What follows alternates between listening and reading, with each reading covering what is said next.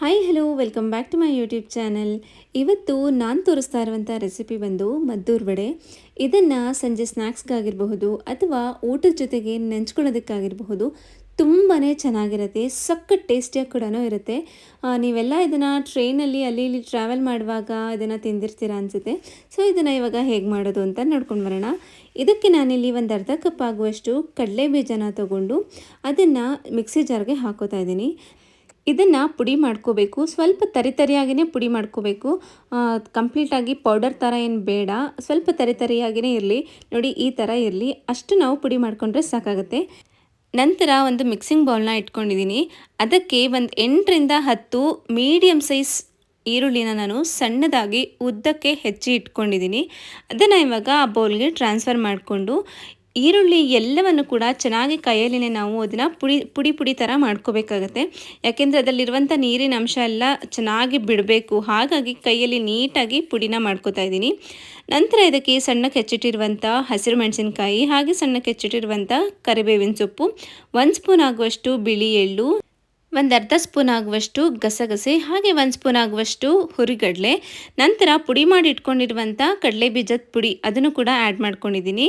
ನಂತರ 1.5 ಸ್ಪೂನ್ ಆಗುವಷ್ಟು ಜೀರಿಗೆ, ಕೊನೆಗೆ ರುಚಿಗೆ ತಕ್ಕಷ್ಟು ಉಪ್ಪು, ಇಷ್ಟನ್ನು ಕೂಡ ಹಾಕಿ ಎಲ್ಲವನ್ನು ಚೆನ್ನಾಗಿ ಮಿಕ್ಸ್ ಮಾಡ್ಕೋಬೇಕಾಗತ್ತೆ. ನಂತರ ಇದಕ್ಕೆ ಅಕ್ಕಿ ಹಿಟ್ಟನ್ನು ಹಾಕ್ಕೋಬೇಕು. ನಾನು ಈ ಕಪ್ ತೋರಿಸಿದ್ನಲ್ಲ, ಆ ಕಪ್ ಅಳತೆಯಲ್ಲಿ ನಾನು 4 ಕಪ್ ಆಗುವಷ್ಟು ಅಕ್ಕಿ ಹಿಟ್ಟನ್ನು ಹಾಕ್ಕೋತಾ ಇದ್ದೀನಿ. ನಂತರ ಅದೇ ಕಪ್ ಅಳತೆಯಲ್ಲಿ ನಾನು 1.5 ಕಪ್ ಆಗುವಷ್ಟು ಮೈದಾ ಹಿಟ್ಟನ್ನು ಕೂಡ ಮಿಕ್ಸ್ ಮಾಡ್ಕೋತಾ ಇದ್ದೀನಿ. ಜೊತೆಗೆ ಅದೇ ಕಪ್ ಅಳತೆನಲ್ಲಿ ಅರ್ಧ ಕಪ್ ಆಗುವಷ್ಟು ಚಿರೋಟಿ ರವೆನ ಹಾಕ್ಕೊಂಡು ಎಲ್ಲವನ್ನು ಚೆನ್ನಾಗಿ ಮಿಕ್ಸ್ ಮಾಡ್ಕೋಬೇಕಾಗತ್ತೆ. ಮಿಕ್ಸ್ ಮಾಡಿಕೊಂಡ ನಂತರ ಒಂದು 3 ಸ್ಪೂನ್ ಆಗುವಷ್ಟು ಆಯಿಲ್ನ ನಾನು ಬಿಸಿ ಮಾಡಿ ಇದಕ್ಕೆ ಸೇರಿಸ್ಕೋತಾ ಇದ್ದೀನಿ. ಆಯಿಲ್ ಹಾಕಿದ ನಂತರ ಹಿಟ್ಟಿಗೆ ಚೆನ್ನಾಗಿ ಅದು ಹೊಂದ್ಕೋಬೇಕು. ಅಲ್ಲಿವರೆಗೆ ಇದನ್ನು ಚೆನ್ನಾಗಿ ಮಿಕ್ಸ್ ಮಾಡ್ಕೋಬೇಕಾಗತ್ತೆ. ನೋಡಿ ಇವಾಗ ಕಂಪ್ಲೀಟಾಗಿ ನಾನು ಎಲ್ಲವನ್ನು ಹಿಟ್ಟಿನ ಜೊತೆಗೆ ಮಿಕ್ಸ್ ಮಾಡ್ಕೋತಾ ಇದ್ದೀನಿ. ಎಷ್ಟಾಗುತ್ತೆ ಅಷ್ಟು ನೀವು ಚೆನ್ನಾಗಿ ಮಿಕ್ಸ್ ಮಾಡ್ಕೋಬೇಕಾಗತ್ತೆ. ಯಾಕೆಂದರೆ ಇದರಲ್ಲಿ ಈರುಳ್ಳಿ ಇದೆ ಅಲ್ಲ, ಈರುಳ್ಳಿಲಿ ಚೆನ್ನಾಗಿ ನೀರು ಬಿಡುತ್ತೆ. ಹಾಗಾಗಿ ಚೆನ್ನಾಗಿ ಮಿಕ್ಸ್ ಮಾಡ್ಕೋಬೇಕು. 1-2ರಿಂದ 3 ನಿಮಿಷ ಆದ ನಂತರ ಇದನ್ನು ಒಂದು 20ರಿಂದ 30 ನಿಮಿಷದವರೆಗೆ ಇದನ್ನು ಹಾಗೆಯೇ ರೆಸ್ಟ್ಗೆ ಬಿಟ್ಬಿಡಬೇಕು.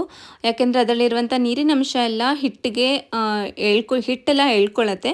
ಹಾಗಾಗಿ ಒಂದು 20 ನಿಮಿಷ ಆದ ನಂತರ ಇದನ್ನು ಮತ್ತೆ ಇನ್ನೊಂದು ಸಲ ಅದನ್ನು ಚೆನ್ನಾಗಿ ಮಿಕ್ಸ್ ಮಾಡಿಕೊಂಡು ಕೈಯಲ್ಲಿ ಸ್ವಲ್ಪ ಹೀಗೆ ಮಾಡಿ ನೋಡಿದ್ರೆ ಅದು ಉಂಡೆ ಥರ ಆಗಬೇಕು. ನೋಡಿ ಇವಾಗ ನಾನು ತೋರಿಸಿದೆ ಅಲ್ವಾ, ಆ ರೀತಿಯಲ್ಲಿ ಆಗಬೇಕು ಉಂಡೆ ಆಕಾರದಲ್ಲಿ. ಅದು ಪರ್ಫೆಕ್ಟ್ ಕನ್ಸಿಸ್ಟೆನ್ಸಿ ಅಂತ.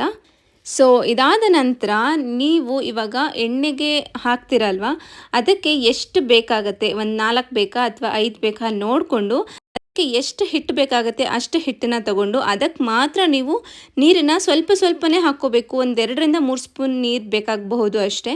ಯಾಕಂದರೆ ನೀರು ಬಿಟ್ಕೊಂಡಿರತ್ತಲ್ವ ಈರುಳ್ಳಿಯಲ್ಲಿ. ಸೊ ಹಾಗಾಗಿ ನೀವು ನೀರನ್ನು ನೋಡಿ ಹಾಕ್ಕೋಬೇಕಾಗತ್ತೆ. ನಾನಿವಾಗ ಒಂದು ಸಲಕ್ಕೆ 4 ಮದ್ದೂರು ವಡೆನ ಮಾಡ್ಕೋತಾ ಇದ್ದೀನಿ. ಸೊ ಹಾಗಾಗಿ 4 ಆಗೋದಕ್ಕೆ ಎಷ್ಟು ಬೇಕು ಅಷ್ಟು ಮಾತ್ರ ನಾನು ಒಂದು ತಟ್ಟೆಗೆ ಹಾಕ್ಬಿಟ್ಟು ಚೆನ್ನಾಗಿ ನಾದ್ಕೊಂಡು ಅದನ್ನು ಉಂಡೆ ಮಾಡಿಕೊಂಡು ಈಗ ಒಂದು ಪೇಪರಲ್ಲಿ ನಾನು ತಟ್ಕೋತಾ ಇದ್ದೀನಿ. ನೋಡಿ ಈ ರೀತಿಯಾಗಿ ಪುಟ್ಟದಾಗಿ ನಾವು ಇದನ್ನು ತಟ್ಕೋಬೇಕಾಗುತ್ತೆ. ನಿಪ್ಪಟ್ಟೆಲ್ಲ ತಟ್ತೀವಲ್ಲ, ಬಟ್ ನಿಪ್ಪಟ್ಟು ಸ್ವಲ್ಪ ತೆಳು ಇರುತ್ತೆ, ಬಟ್ ಇದು ಸ್ವಲ್ಪ ದಪ್ಪ ಇರಬೇಕು. ತೋರಿಸ್ತೀನಿ ಯಾವ ಕನ್ಸಿಸ್ಟೆನ್ಸಿ ಅಂತ. ನೋಡಿ ಈ ದಪ್ಪ ಇರಬೇಕು, ಆ ಥರ ನೀವು ಇದನ್ನು ತಟ್ಕೋಬೇಕಾಗುತ್ತೆ. ಈಗ ಒಂದು ಸೈಡಲ್ಲಿ ನಾನು ಎಣ್ಣೆನ ಕಾಯೋದಕ್ಕೆ ಇಟ್ಟಿದ್ದೆ, ಅದು ಕೂಡ ಕಾದಿದೆ. ಇವಾಗ ನಾನು ಎಣ್ಣೆಗೆ ಹಾಕ್ಕೊಂಡು ಅದನ್ನು ಡೀಪ್ ಫ್ರೈ ಮಾಡ್ಕೋತಾ ಇದ್ದೀನಿ. ಇದು ಹೇಗಿರುತ್ತೆ ಅಂತ ಹೇಳಿದರೆ, ಮೇಲೆ ಕ್ರಿಸ್ಪಿಯಾಗಿರುತ್ತೆ, ಒಳಗಡೆ ತುಂಬಾ ಸಾಫ್ಟಾಗಿರುತ್ತೆ, ತುಂಬಾ ಚೆನ್ನಾಗಿರುತ್ತೆ, ಒಳ್ಳೆ ಟೇಸ್ಟ್ ಕೊಡುತ್ತೆ. ಇದನ್ನು ಇವಾಗ ಎರಡೂ ಸೈಡ್ ಚೆನ್ನಾಗಿ ಬೆಂದಿದೆ. ಈ ಗೋಲ್ಡನ್ ಕಲರ್ ಬಂದಾಗ ಇದನ್ನು ಎತ್ತಿಟ್ಕೊಂಡು ಬಿಡೋಣ. ಇಷ್ಟೇ, ಮದ್ದೂರು ವಡೆ ಕೂಡ ರೆಡಿಯಾಗಿದೆ. ಇವಾಗ ನೀವೆಲ್ಲ ಆಲ್ಮೋಸ್ಟ್ ಟ್ರೈನಲ್ಲೆಲ್ಲ ಟ್ರಾವೆಲ್ ಮಾಡುವಾಗ ಇದನ್ನು ತಿಂದೇ ಇರ್ತೀರ ಅಂತ ಅಂದ್ಕೊಂಡಿದ್ದೀನಿ. ಸೊ ಇದನ್ನು ನೀವು ಮನೆಯಲ್ಲೇ ಆರಾಮಾಗಿ ಈಸಿಯಾಗಿಯೇ ಮಾಡ್ಕೋಬೋದು. ನೀವೇ ನೋಡ್ತಾ ಇದ್ದೀರಲ್ಲ, ಮೇಲ್ಗಡೆ ಎಲ್ಲ ಕ್ರಿಸ್ಪಿಯಾಗಿ ಹಾಗೆ ಒಳಗಡೆ ತುಂಬ ಸಾಫ್ಟಾಗಿ ತುಂಬಾ ಚೆನ್ನಾಗಾಗಿದೆ. ಜೊತೆಗೆ ಈರುಳ್ಳಿನ ಉದ್ದಕ್ಕೆ ಹೆಚ್ಚಾಕಿದ್ವಿ ಅಲ್ವಾ, ಅದು ಕೂಡ ಆಯಿಲಲ್ಲಿ ಫ್ರೈ ಆದಾಗ ಸಖತ್ ಟೇಸ್ಟ್ ಕೊಡುತ್ತೆ. ಕೆಲವರು ಸಣ್ಣದಾಗಿ ಹೆಚ್ಚಿಬಿಟ್ಟು ಹಾಕ್ತಾರೆ ಈರುಳ್ಳಿನ, ಬಟ್ ಈ ಥರ ಉದ್ದುದಕ್ಕೆ ಹೆಚ್ಚಿಬಿಟ್ಟು ಹಾಕಿ ಒಂದು ಸತಿ ಟ್ರೈ ಮಾಡಿ, ತುಂಬಾ ಚೆನ್ನಾಗಾಗುತ್ತೆ. ಇಷ್ಟೇ, ಮದ್ದೂರು ವಡೆ ಕೂಡ ರೆಡಿಯಾಗಿದೆ. ನಿಮಗೆ ಈ ರೆಸಿಪಿ ಇಷ್ಟ ಆಗಿದ್ರೆ ಒಂದು ಲೈಕ್ ಮಾಡಿ, ಹಾಗೆ ನಿಮ್ಮ ಫ್ರೆಂಡ್ಸ್ ಆ್ಯಂಡ್ ಫ್ಯಾಮಿಲಿ ಜೊತೆಗೂ ಕೂಡ ಶೇರ್ ಮಾಡಿ. ಹಾಗೆ ಇನ್ನೂ ಯಾರೆಲ್ಲ ನನ್ನ ಚಾನಲ್ಗೆ ಸಬ್ಸ್ಕ್ರೈಬ್ ಮಾಡ್ಕೊಂಡಿಲ್ಲ ಇವಾಗಲೇ ಸಬ್ಸ್ಕ್ರೈಬ್ ಮಾಡ್ಕೊಳ್ಳಿ. ಹಾಗೆ ಪಕ್ಕದಲ್ಲಿರುವಂಥ ಬೆಲ್ ಐಕಾನ್ನ ಕೂಡ ಪ್ರೆಸ್ ಮಾಡಿ ಸೊ ದಟ್ ನಾನು ಯಾವುದೇ ವಿಡಿಯೋ ಹಾಕಿದ್ರೂ ಕೂಡ ಅದು ಫಸ್ಟ್ ನೋಟಿಫಿಕೇಷನ್ ನಿಮಗೆ ತೋರಿಸುತ್ತೆ. Thank you.